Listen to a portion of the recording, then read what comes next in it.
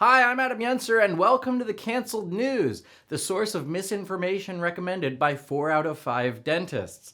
Please be sure to like and subscribe. I need a lot of people to subscribe this week, because right now I'm at 660, which means I'm getting close to 666, and I don't want to get stuck on the devil's number. So I need enough people to subscribe to get me past that. This week, in addition to hosting this show, I'm also guest co-hosting the Babylon Bees weekly news show. They're a great conservative satire site, so be sure to check that out on their channel. I also did a podcast with my friend Bree about my support for the National Park Foundation. That's a passion of mine besides comedy, so I'll put a link to that below as well. Now, I've been off for 2 weeks because I taped my first half-hour stand-up special for Dry Bar Comedy this weekend. I want to thank everyone who came out. The audiences in Provo were awesome, and the Dry Bar staff was amazing. Check them out because they have a ton of clean comedy specials. Mine will be released in a few months, and they only made me cut one joke, so I'll tell that one now. It's weird that feminists are so pro-abortion. Normally they hate vacuuming. Now here's what's in the news. A new report claims that Joe Biden begins each day by lifting weights. He broke a new personal record when he lifted almost 10 grams out of Hunter's carpet. Joe Biden is so into exercise that he's planning to release his own workout video, Sweatin' with an Oldie. While Joe Biden begins each day by lifting weights, Kamala Harris begins each day by loosening the spin locks on his weights. In light of new evidence, Facebook has decided to stop fact-checking and censoring posts that claim COVID-19 was man-made, which is a step in the right direction, but it would be better if Facebook decided to stop fact-checking and censoring posts completely. These tech companies and social media platforms are biased, they're out of control, and they shouldn't be in the business of fact-checking.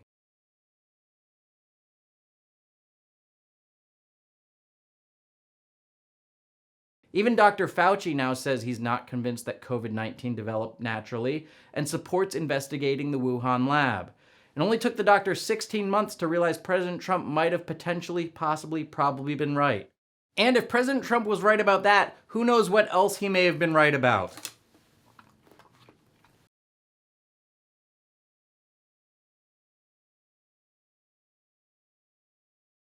It was revealed that several staff members from the Wuhan lab sought medical help for an illness weeks before the outbreak was reported. Chinese doctors determined that the staff became sick from eating bats and pangolins, and the only way to cure them was to eat shark fins, tiger testicles, and an endangered turtle.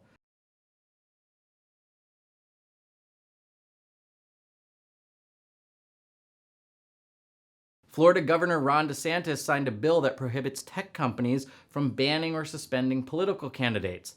This will have one inevitable result: Senator Alex Jones. Dozens of customers received an email from an official Walmart account that contained a racial slur, and if that offends them, they better not look at the stalls in the Walmart bathroom. French fashion tycoon Bernard Arnault has surpassed Jeff Bezos as the richest man in the world. But good for him, it's nice to see a rich guy named Bernie who actually embraces capitalism. After commenting that an opposing player weighs 300 pounds, a WNBA coach was suspended and fined $10,000, which seems steep considering that's the total amount of money the WNBA has ever made.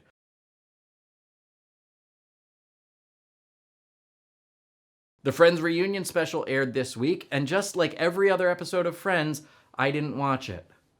Cleveland's Zach Plesac suffered a freak thumb injury after aggressively ripping off his shirt. Zach addressed the thumb injury, saying, "Thank goodness I didn't aggressively rip off my pants." A couple in India got married on a plane with 161 guests on board to avoid COVID wedding restrictions. It was a charter flight operated by the Indian airline Slumdog Millionaire. Las Vegas is planning to fully reopen on June 1st, and as a precaution, they will maintain social distancing by only allowing one person to snort cocaine per stall. A riot erupted on a California beach after 2,500 teenagers showed up to celebrate a TikTok star's birthday. The event led to the arrest of 150 teenagers and 5,000 creepy old dudes. Disneyland's new Avengers Campus food court will feature a $100 sandwich that feeds 8 people, or in the case of some park goers, 2 people. Kevin Spacey is returning to acting in the role of a man accused of pedophilia, but still no word on who he's playing in the movie. 2 black Penn State professors reported seeing a noose in a tree, but it turned out to be the rope from a swing set someone had thrown away. I don't know why someone would throw away a swing set. Some family with little kids must have moved away from Penn State for some reason. Joe Biden will visit Tulsa next week to commemorate the 100th anniversary of the race massacre that destroyed Black Wall Street. And I'm not a big fan of Biden, but this is a good thing to do. More people should know about Black Wall Street and the Tulsa race riot. It should be in history books, it should be taught in schools, and also if you ever visit Tulsa, remember that learning about Black Wall Street is literally the only interesting thing to do there. Larry Flynt's Hustler Club in Las Vegas is hosting a pop-up vaccine clinic, making COVID the first disease you can't catch at Larry Flynt's Hustler Club.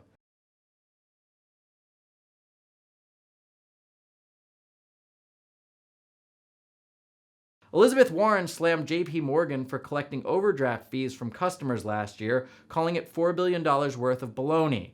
Coincidentally, Disneyland's Avengers Campus is releasing a new sandwich also called $4 billion worth of baloney. Chicago Mayor Lori Lightfoot is being sued after saying she would only grant interviews to non-white reporters. Mayor Lightfoot is afraid of white people because her eyes are in the sunken place. As Jennifer Lopez and Ben Affleck appear to be rekindling their relationship, Diddy posted a throwback picture of himself with his old flame. I'm sorry, that was a typo. It should have read he posted a picture of himself with his old name. A YouTuber was arrested after tying helium balloons to his dog and letting it float away. In a related story, the Navy released more footage of a brand new UFO. Juan Williams is leaving Fox News' The Five. It will now be known as 5 minus Juan is 4. I'm sorry, that joke was stupid. Luckily, the next few stories have better jokes.